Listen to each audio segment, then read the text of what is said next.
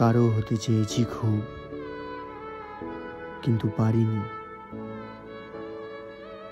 প্রত্যেক সম্পর্কের শেষে আমি একা। অভিমান নয়, সত্যি আমি কেউ ছিলাম না কারো জন্য। আমি পাশে থেকেছি, তবু কাউকে কখনো নিজের বলতে পারিনি। সবাই যার যার মতো করে চেয়েছে, আর আমি শুধু দিয়েছি নিজের ভেতরটা।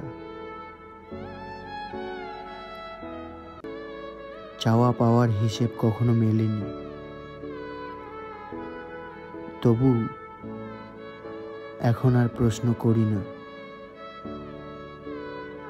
শুধু ভাবি, ভালোবাসা কি সত্যি আমার জন্য ছিল?